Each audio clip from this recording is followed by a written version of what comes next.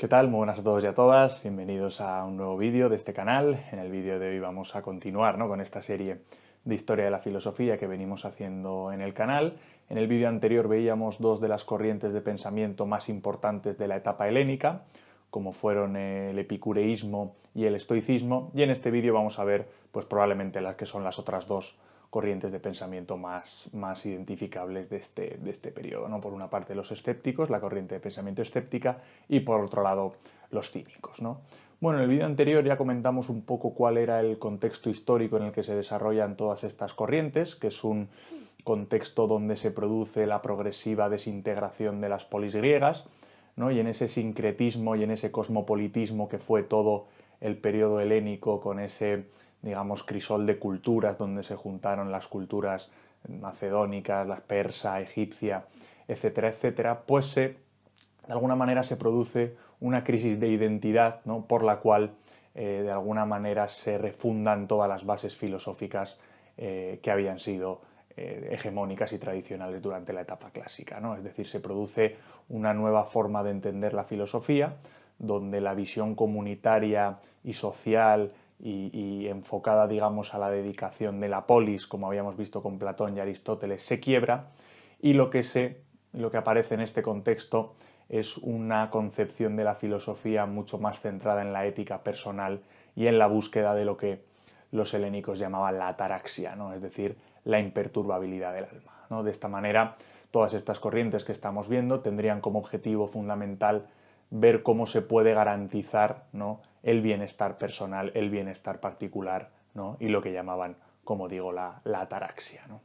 En ese sentido, con respecto en primer lugar a la filosofía cínica, ¿no?, que es aquella que fundamentalmente fue representada por Diógenes de Sinope, esta figura tan mítica, ¿no?, y tan tradicional de todo lo que tiene que ver con el mundo helénico, pues es un tipo de filosofía que no tiene, digamos, una sistematización del pensamiento, es decir, no hay manuales de filosofía cínica que fueran escritos en aquella época por los diferentes pensadores que la practicaron, sino que se trataba o consistía más bien en unas formas de vida, ¿no?, que Diógenes en su persona pues representaba de una manera muy clara, ¿no? Era un tipo que vivía en una situación de austeridad total, que digamos que hacía apología de realizar las necesidades naturales en público, como defecar, como la masturbación,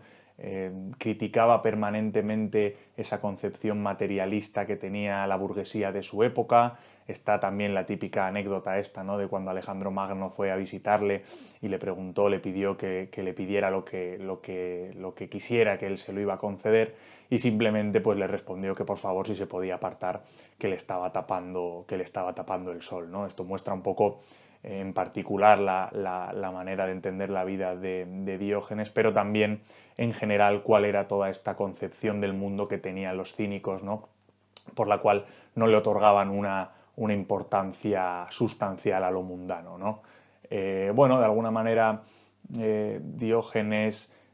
hacía también la apología, digamos, de vivir como un perro, ¿no?, porque los perros eran de alguna manera esos seres que representaban la sinceridad, la honestidad y la forma de vivir natural y orgánica, y es por eso que se les llama cínicos, ¿no? La palabra cínico de alguna manera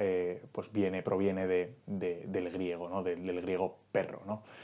Por lo tanto, pues bueno, esta es un poco la filosofía cínica tal y como se concibe. Como digo, no existe una sistematización del pensamiento, sino que de alguna manera pues fue una reacción, digamos, ante la forma de vivir que tenían muchos de los habitantes y ciudadanos de aquella época, ¿no? De esta manera, pues podemos concebir el cinismo filosófico más como una forma de afrontar la vida, ¿no?, y una forma de gestionar la existencia, que como un conjunto de doctrinas filosóficas sistematizadas, ¿no? Sin embargo, si hay algo de filosofía cínica que sí que podemos extraer, y hay algunos elementos claros de cuál era su concepción filosófica, pues fundamentalmente consistirían, ¿no?, en un rechazo, digamos, a la civilización, ¿no?, en la cual se encuentra en un estado de permanente corrupción y degeneración, a pesar de todos los lujos y narrativas que intentan justificarlo y que intentan disimularlo. Y ahí es donde los cínicos plantean que hay que volver a una especie de estado de naturaleza, ¿no?, donde se atiendan los impulsos espontáneos y básicos, donde se lleve una vida sencilla, que esté libre de aspiraciones nocivas y frustrantes, digamos, impuestas por una educación perversa y una presión social, ¿no? En fin, todo lo que no sea contentarse con lo que se tiene al nacer, ¿no? Para los cínicos ya implica realmente una degeneración de la forma de vida, ¿no? De esta manera, por lo tanto, para los cínicos, todo lo que tenía que ver con bienes materiales, riquezas, honor, prestigio, ¿no? Todas estas cuestiones para ellos pues no eran más que quimeras, engaños, digamos, ilusiones, ¿no? Que no hacían otra cosa que arrastrarnos hacia abismos de impotencia y desolación, ¿no? Estos son un poco los términos, ¿no?, que se utilizan para describir la crítica que hacían los cínicos hacia el convencionalismo social de su época, ¿no? Y esto les llevaba, como hemos comentado, a llevar un estilo de vida mucho más natural, mucho más conectado con lo que entendían que era la propia esencia del ser humano, y es por eso precisamente que los cínicos no fueron filósofos propiamente dichos, sino que de alguna manera eran filósofos callejeros que vivían y actuaban filosofando, ¿no? O que actuaban y filosofaban mientras vivían, ¿no? Por lo tanto, pues esa es un poco la sistematización más clara que podemos hacer del pensamiento cínico. Por otra parte, con respecto al pensamiento escéptico existían muchos elementos en común también, sobre todo en esta búsqueda de la ataraxia y de la imperturbabilidad del alma y de tener un estilo de vida que pudiera ser razonable y que no estuviera sujeto a la incertidumbre de su tiempo. Y es ahí donde los escépticos plantean lo que es el elemento central de su doctrina filosófica, que es la negación, ¿no?, de cualquier forma de conocimiento cierto sobre la realidad, ¿no? Es decir, la cultura, el pensamiento, digamos, escéptico, la corriente de pensamiento escéptica lo que hace es negar cualquier tipo de conocimiento sobre la realidad, elaborando, por lo tanto, una epistemología que está basada en la negación de la epistemología, ¿no? La epistemología vimos con Aristóteles, con Platón y con Sócrates, que era uno de los elementos centrales de la filosofía clásica, el entender cómo y de qué manera podemos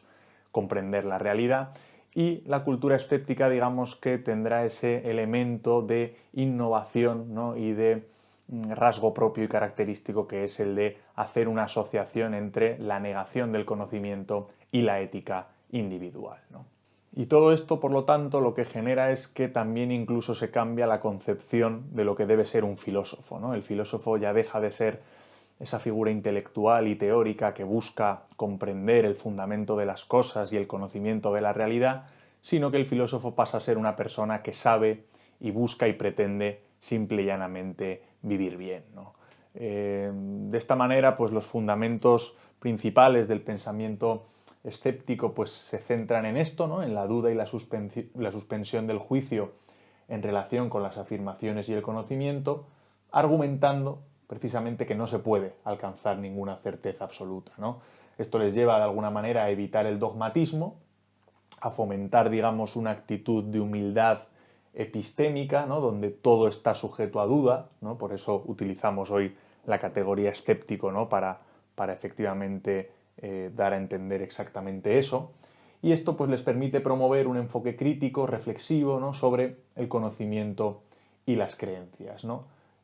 Bueno, esta era de alguna manera la forma que los escépticos tenían de alcanzar esta imperturbabilidad del alma, ¿no?, esta ataraxia que comentábamos al principio y que también vimos en el vídeo anterior.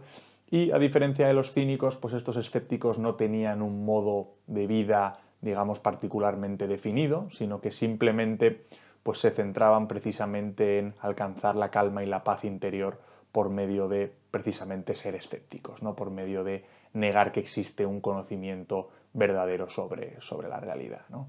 Bueno, estos son un poco las dos corrientes de pensamiento,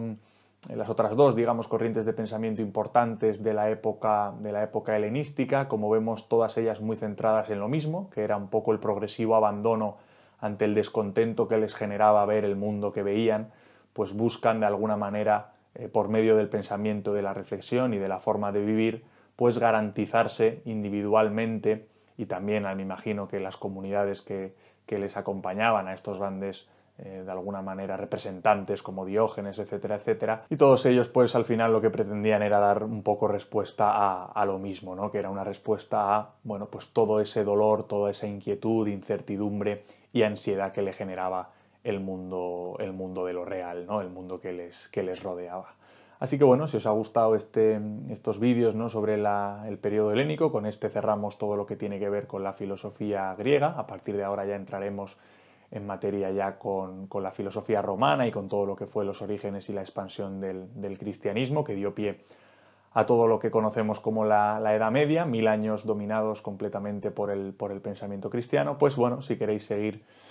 viendo esta serie de historia de la filosofía, dadle me gusta, pasárselo a vuestra gente, suscribíos, todas estas cosas del YouTube, y nos vemos en los próximos vídeos. Un saludo.